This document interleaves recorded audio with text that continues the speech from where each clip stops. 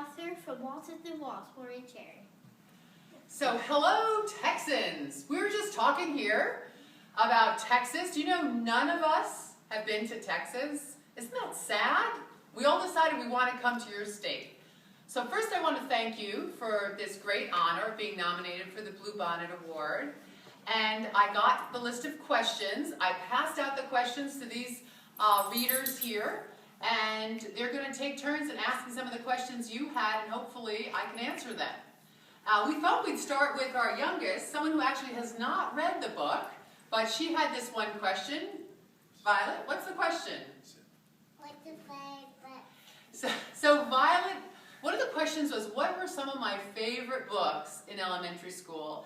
And I was a huge reader in elementary school, mostly because I lived in a house that didn't have an air conditioner, but our local library had massive, massive fans. So I spent a lot of my summer lying on my tummy and reading Nancy Drew and the Hardy Boys and Encyclopedia Brown.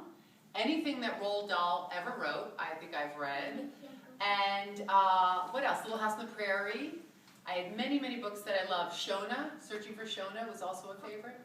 So what's another question, ladies? Yes, Ella? What's the best advice anybody's ever given you about writing? So I've had two pieces of advice about writing that I think are really worthwhile. One was that I should put on my shoes.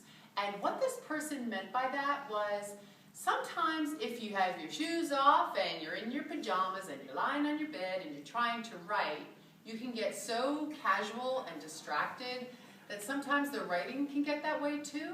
So for me, as someone who can easily get distracted, putting on my shoes is always a really good rule.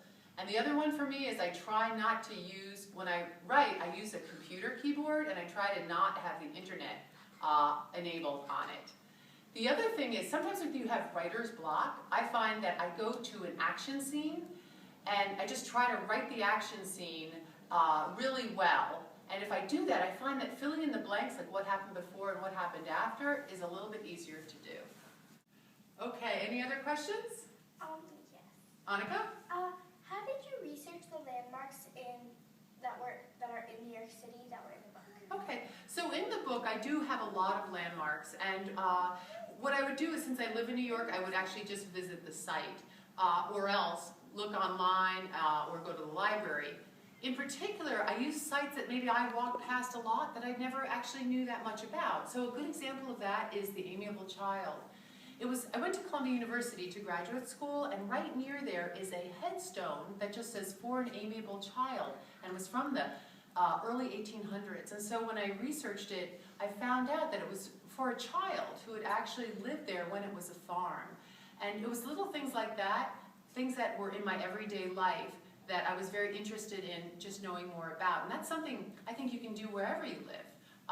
Ask people questions, people who lived in a house that, it's just been sitting empty for a long time. You just ask them questions and do a little research yourself, and all of a sudden you find that you have a story there. Anybody else? Eloise. What's your favorite thing living in New York City? What is my favorite thing about living in New York City? My favorite thing about living in New York City is that this is a walking town. I walk everywhere, and when you walk, you see lots of people and you see lots of interesting things happening all the time, and that gives you a lot of meat to write a story with. Get a lot of ideas. In fact, here's a good idea. The other day, I was riding a bus. The bus was going downtown, and I saw the neatest thing happen. The door opened, a little girl gets on. She was probably 7 or 8 years old. She told the bus driver she needed a lift, which is something that people who are in a wheelchair need to get on. Up comes this man. She brings the wheelchair in, she straps him in, and she says, "This is my dad, and he's taken me to school today." And I kept thinking about this little girl. I thought, what an incredibly able-bodied and courageous girl, and I thought she would make a wonderful character in a story. Anybody else? Yes? ¿Cómo tuviste la idea de poner pistas en las paredes de una casa? Okay, Carol is asking me a question I'm sure most of you actually understand about how did I get the idea to put clues in the wall. And the way I got that idea was because we've moved a few times, we moved about 4 times, and every time I've moved, even if we're moving somewhere a little nicer, a little bit bigger, I always felt a little bit sad about the place I was leaving. And so I, in a few times, have left secret messages, or one time I left an MP3 player with music that meant something to my family with a note, and they've always been discovered. And I wanted them to be discovered in about 50 years, and they were always discovered within about 2 weeks. So in the apartment I live in now, since we had to do a lot of construction in it and the walls were open, we hid clues in the wall and sealed it up. So it's going to be a really long time before somebody actually finds them. Lily? So I heard there was a sequel. Can you tell us about it? So yes, so there is a sequel to the book. It takes place in London. It has a lot of real life history embedded into this made up story. It's the same thing, it's the Smith Fort kids again. And they go and they stay in a hotel in London, and the hotel is seriously haunted, like really haunted.